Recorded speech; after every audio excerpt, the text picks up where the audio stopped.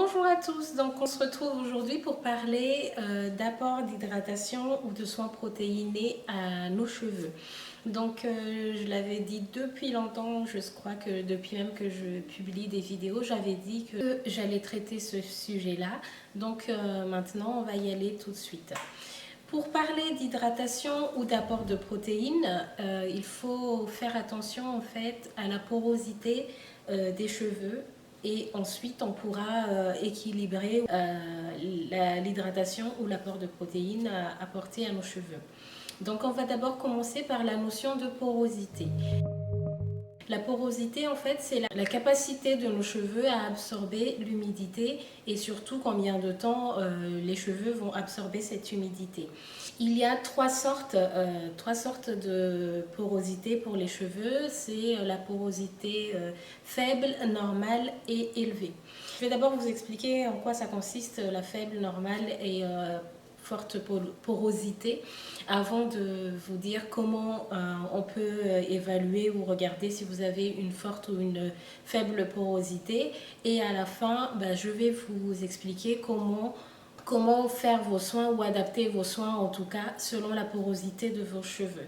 Donc restez jusqu'à la fin et n'hésitez pas à commenter quel est votre type de porosité. La porosité faible. La porosité faible, c'est en fait, ce sont des cheveux qui vont avoir du mal à être hydratés parce qu'ils vont avoir du mal à absorber déjà l'humidité en lui-même. Donc en fait, nos cheveux sont, avec les cuticules des cheveux, vous voyez quand vous voyez des pubs ou autres, il y a des pubs de produits où on vous dit que ça renferme les cuticules.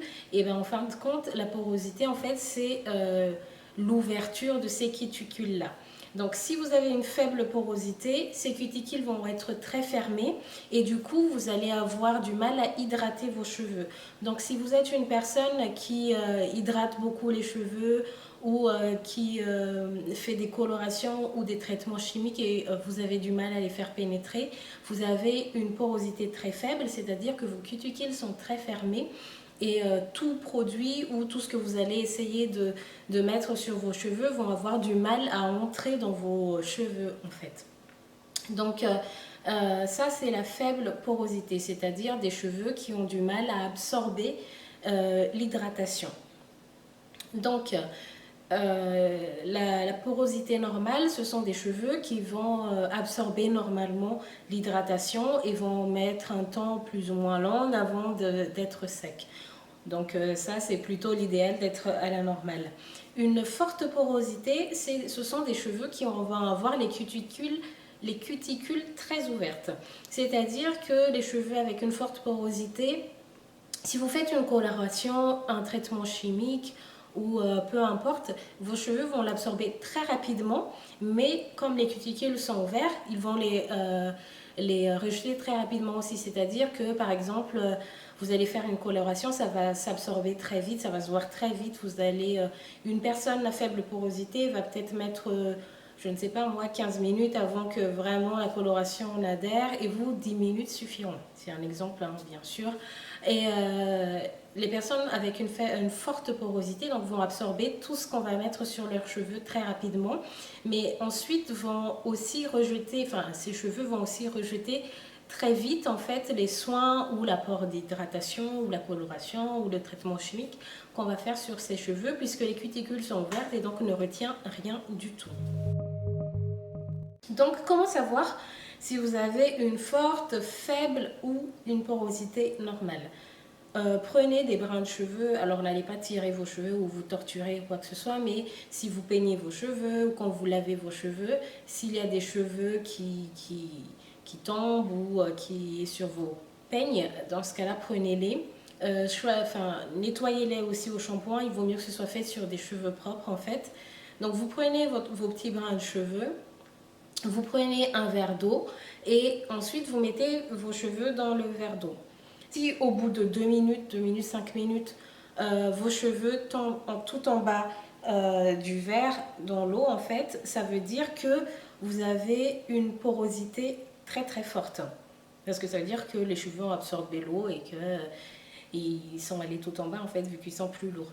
Si vos cheveux restent au milieu de votre verre, c'est-à-dire vous avez votre verre d'eau avec l'eau ici et vos cheveux restent au milieu, ça veut dire que vous avez une porosité normale parce que les cheveux absorbent et rejettent en même temps.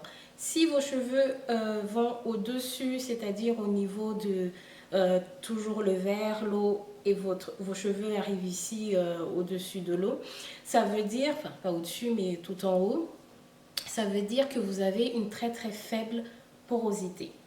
Voilà, donc comment on fait selon le niveau de porosité qu'on a?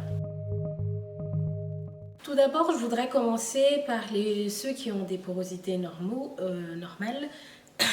Ne faites rien du tout.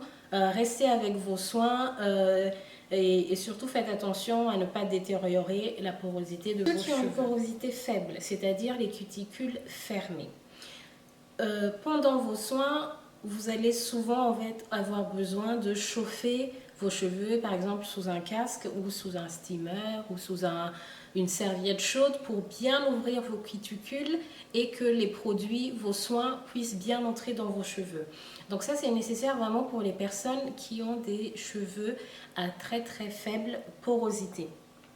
Ce qu'il faudra faire aussi, c'est que vous allez éviter tous les produits avec un pH acide et privilégier surtout l'utilisation d'humectants qui vont en fait fixer l'hydratation de vos cheveux. Dans l'article qui accompagne cette vidéo, je vous parle du livre de Le secret capillaire de Lantana et en fait vous allez voir dans ce livre-là la liste des humectants ou des émollients et ça permettra de vous aider quels sont les humectants que je pourrais faire, que je pourrais appliquer sur mes cheveux pour aider à ouvrir les cuticules et surtout aussi à bien fixer l'hydratation sur mes cheveux. L'humectant n'ouvre pas les cuticules mais surtout apporte beaucoup plus d'hydratation, à fixer l'hydratation. Voilà, donc si vous avez une faible porosité, évitez le pH acide, utilisez des humectants et surtout quand vous faites vos soins, faites-le sous une source de chaleur pour pouvoir bien ouvrir vos cuticules. Ensuite, pour ceux qui ont une porosité forte, élevée donc, dans ce cas-là, il faudra plutôt faire l'inverse. Donc ne pas utiliser la chaleur puisque vos cheveux ont déjà des cuticules ouvertes. Donc si vous utilisez encore de la chaleur, ça ne va pas vous aider en fait. Ce qui sera mieux pour vous quand vous avez une forte porosité, c'est plutôt de faire du rinçage par exemple avec de l'eau vinaigrée. Le vinaigre cidre de pomme pour refermer les écailles et rééquilibrer aussi le pH du cheveu. Ce qui serait bien aussi, c'est de faire plus souvent que les personnes avec une porosité normale ou une porosité faible, des soins protéinés parce que les soins protéinés vont aider aussi à refermer les cuticules et l'utilisation de poudre indienne aussi parce que ça renferme en fait, ça aide pour les cheveux à forte porosité. Donc voilà, pour les fortes porosités, ça va être plutôt des soins protéinés, un rinçage avec de l'eau vinaigrée, renfermer la cuticule et surtout éviter l'utilisation de la chaleur. Pour ne pas encore ouvrir beaucoup plus les cuticules. Après, pour les personnes qui ont des cheveux à forte porosité, n'allez pas non plus faire des soins protéinés toutes les semaines parce que sinon vous allez vous trouver avec des cheveux cassants parce que c'est comme tout. En fait, l'utilisation des soins protéinés trop souvent vont apporter de la casse, comme si vous n'utilisez aussi que des produits hydratants, vos cheveux vont être très hydratés mais vont être aussi très molles, très mous et du coup vous allez aussi vous retrouver avec la casse. Donc dans une routine capillaire, le plus important c'est comme partout toujours, c'est de trouver un équilibre entre les deux. Ensuite, ça c'est vraiment pour les personnes qui débutent, mais de temps en temps, vous allez voir aussi en fait vos cheveux, plus vous allez avancer dans votre routine capillaire, plus vous allez bien observer vos cheveux, faire attention à vos cheveux, aux soins que vous apportez. Vous allez savoir que quand vous faites ce soin-là, ça va être mieux que ce soin-ci, et ainsi de suite. Et pareil,